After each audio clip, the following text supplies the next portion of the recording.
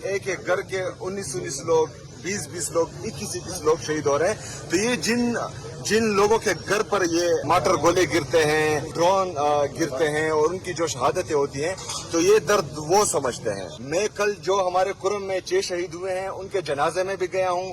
میں نے اپنے شہید فوجی کی میت کو کل جو ہے اپنا کندھا دیا ہے، لیکن وہ یہ کندھا یا اس شہید کی میت کا بوجھ 80,000 شہداؤں کا بوجھ تھا میرے کندھے پر کل.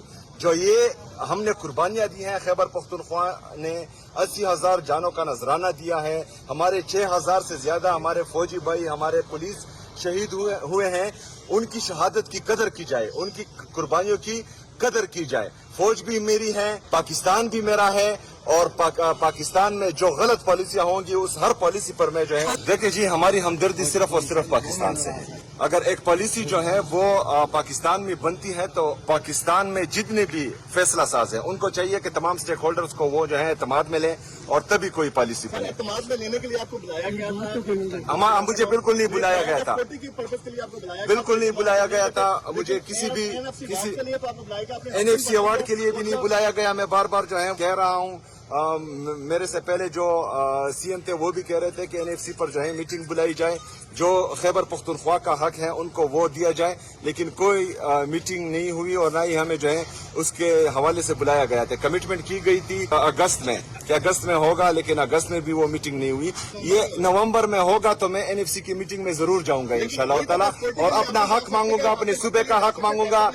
پرانی گاڑیاں، کباڑ کی گاڑیاں وہ ہمیں نہیں چاہیے. ہمیں جو ہے ہمارا حق چاہیے جو خیبر پختونخوا کی عوام کا ہے، اور جو NFC میں ہمارا شیئر بنتا ہے وہ ڈنکی کی چوٹ پر انشاءاللہ ہم مانگیں گے. کسی کی بھیک ہمیں نہیں چاہیے، کباڑی گاڑیاں ہمیں نہیں چاہیے، ہمیں ہمارا اپنا حق چاہیے. سہیل افریدی صاحب، یہ بتائیے گا، آپ کا راستہ روکنے کے لیے گورنر کی تبدیلی کی خبریں چل رہی ہیں، آپ کو پریشان کرنے کے لیے مزید جو بھی آئے ہمیں کسی سے کوئی فرق نہیں پڑتا.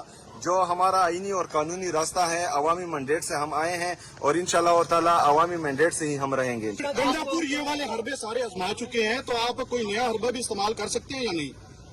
نیا حربہ آپ کے خیال میں کیا ہے، آپ بتائیں نا. احتجاج وغیرہ یا دوسری طرف جا سکتے ہیں؟ یہی احتجاج ہے کہ میں ادھر آتا ہوں اور یہ ملنے نہیں دیتے. باقی کام جو ہے عدالتوں کا ہے، وہ اپنے احکامات منوائیں. ویسے تو رانا ثناء اللہ آپ کو کہہ رہے ہیں کہ وہ ٹارزن بنے گھوم رہے ہیں، اور ایسا لگتا ہے کہ اڈیالہ جیل کی وہ دیواریں توڑ دیں گے. ہم دیواریں توڑنے والے نہیں ہیں، ہم آئین اور قانون کو توڑنے والے کو انشاءاللہ تعالی قانون کے کٹہرے میں لائیں. میرا لیڈر ہے، میرا قائد ہے، جو ہے 2 سال سے ان سے ملا نہیں ہوں، تو میں تو ڈیفینیٹلی چاہوں گا کہ اپنے لیڈر، اپنے قائد سے جو ہے میری ملاقات ہو، لیکن بہرحال دیکھتے ہیں کتنا روک